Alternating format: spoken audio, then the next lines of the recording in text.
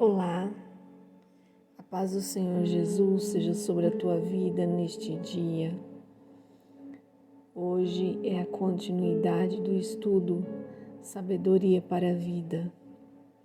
E hoje é a segunda parte da aquisição da sabedoria e como fazer para adquirir essa sabedoria.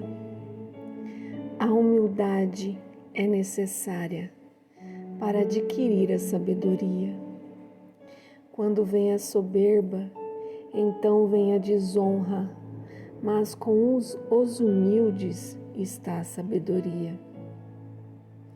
Como a sabedoria vem da instrução e entendimento, nós precisamos ser humildes o suficiente para admitir a nossa própria falta de sabedoria e a necessidade de buscá-la. Sem humildade, nós não vamos crer que precisamos de sabedoria e nós vamos então ignorá-la. Mas a palavra do Senhor nos diz: confia no Senhor de todo o teu coração, não te estribes no teu próprio entendimento, reconhece-o em todos os teus caminhos e Ele endireitará as tuas veredas. Não sejas sábio nos teus próprios olhos, teme o Senhor e aparta-te do mal. Provérbios 3, 5 e 7. Quando possuímos humildade, nós entendemos que há respostas que nós não temos e orientações que precisamos.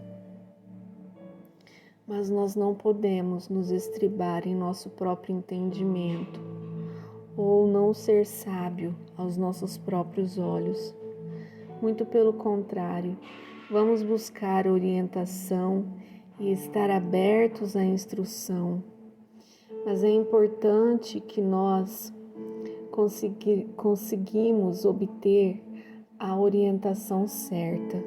Então Salomão diz que devemos colocar toda a nossa confiança no Senhor. Muitos hoje colocam a sua confiança nos pais, nos professores, nos pregadores, para conduzi-los nos caminhos da sabedoria. Enquanto nós certamente podemos ser ajudados pela instrução dos outros, é somente tal instrução, quando ela está em harmonia com a sabedoria que vem de cima, que nos fará algum bem. Então, a nossa confiança não tem que estar nos outros, mas ela tem que estar no Senhor, porque o temor do Senhor é a instrução da sabedoria, e adiante da honra vai a humildade. Em outros lugares, Salomão escreve: o temor do Senhor é o princípio da sabedoria.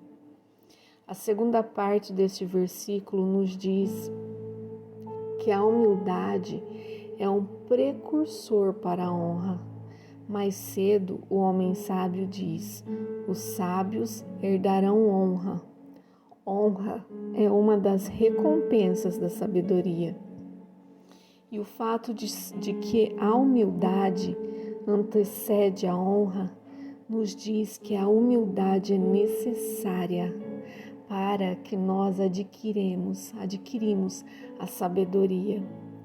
O que encobre as suas transgressões nunca prosperará, mas o que as confessa e deixa alcançará misericórdia. A confissão de pecado, meu irmão e minha irmã, é um ato de humildade. Para confessarmos, é preciso ser humilde o suficiente para reconhecer o nosso pecado e admitir isto para os outros. Não é fácil. E aqueles que tentam esconder seu pecado demonstram uma falta de humildade que vai mantê-lo no seu pecado e no caminho da maldade. O homem, com a humildade de confessar e abandonar o seu pecado, vai encontrar-se no caminho que leva à sabedoria. Na verdade, eu sou mais estúpido. Na verdade, que eu sou mais estúpido do que ninguém. Não tenho o entendimento do homem, não aprendi a sabedoria, nem tenho conhecimento do santo. Quem subiu aos céus e desceu? Quem encerrou os ventos nos seus punhos, mas amarrou as águas no seu manto? Quem estabeleceu todas as extremidades da terra? Qual o seu nome? Qual o nome do seu filho? Certamente o sabes. Toda palavra de Deus é pura. Ele é um escudo para os que nele confiam. Provérbios 30, 2-5. Isto é o início das palavras de Agur. Ele começa com um pouco de exagero, dizendo que ele é o mais estúpido do que qualquer homem. Seu ponto é que ele era humilde e não confiava em si mesmo para a sabedoria ou a compreensão. Em seguida, ele reconhece a grandeza de Deus na criação e manutenção da terra, porque não há ninguém maior que Deus. Ele deposita sua confiança em Deus e sua palavra, e mesmo ele sendo mais estúpido do que qualquer homem, ele não se contentava em colocar a sua confiança em outro homem que era mais sábio e mais experiente do que ele. Apenas as palavras de Deus são provadas e são capazes de nos proteger dos perigos da maldade. Portanto, devemos nos refugiar nele. Como a humildade conduz à sabedoria e à honra, o orgulho é aquilo que leva à destruição. A soberba precede a destruição e a altivez do espírito precede a queda. Melhor é ser humilde de espírito com os mansos do que repartir os despojos com os soberbos. Provérbios 16, 18-19. O orgulho leva à própria queda. Em outros lugares, Salomão acrescenta este pensamento, mas a humildade precede a honra. É por isso que ele diz ao longo prazo, é melhor ser humilde, a fim de posteriormente ser exaltado. É melhor ser humilde de espírito com os humildes. No entanto, a maioria das pessoas parece que não enxergam e não olham com esses olhos para o despojo imediato que está associado com os soberbos. Então, eles arrogantemente seguem o caminho da gratificação instantânea. Mas o final deles é como eles rejeitaram a sabedoria divina, eles vão tropeçar e serão destruídos. Há um caminho que o homem parece direito, mas o fim dele conduz à morte e à destruição. Aquele que se ensoberbece com orgulho confia no seu próprio caminho e ele rejeita a instrução, porque não acredita que ele precisa. Ele não está disposto a mudar seu pensamento ou a sua direção. Jeremias disse: Eu sei, ó Senhor, que não é do homem o seu caminho, nem é do homem que caminha o dirigir os seus passos. Jeremias 10:23. Isso é verdade para todos os homens de todos os tempos. Sem aprender de Deus, seus caminhos não podemos encontrar o caminho da vida. E quando rejeitamos a sabedoria que vem do alto, não importa que outra direção que tomamos, nós estaremos em um caminho que leva à morte. Vês um homem que é sábio aos seus próprios olhos? Maior esperança há para um tolo do que para ele. O homem que é sábio nos seus próprios olhos é o que rejeitou a sabedoria divina pelo caminho que parece direito para ele. Ele é contrastado com o tolo nesta passagem. Portanto, nós devemos entender o tolo deste verso como aquele que simplesmente tem a falsa sabedoria e não alguém que rejeitou a sabedoria, porque só tem falta de sabedoria. Há esperança para ele. Se ele receber a instrução correta, ele pode adquirir sabedoria. No entanto, aquele que é sábio aos seus próprios olhos na sua arrogância, não vê a necessidade de ouvir, de aprender ou adquirir a sabedoria divina.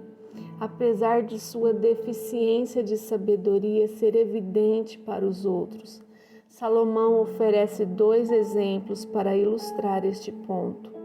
Mais sábio é o preguiçoso aos seus olhos do que as 7 homens que sabem responder bem. Embora a condição empobrecida e miserável do preguiçoso é evidente para aqueles que o conhecem na sua arrogância, ele não pode ver a necessidade de mudar nada em sua vida. O homem rico é sábio aos seus próprios olhos, mas o pobre que tem entendimento o esquadrinha.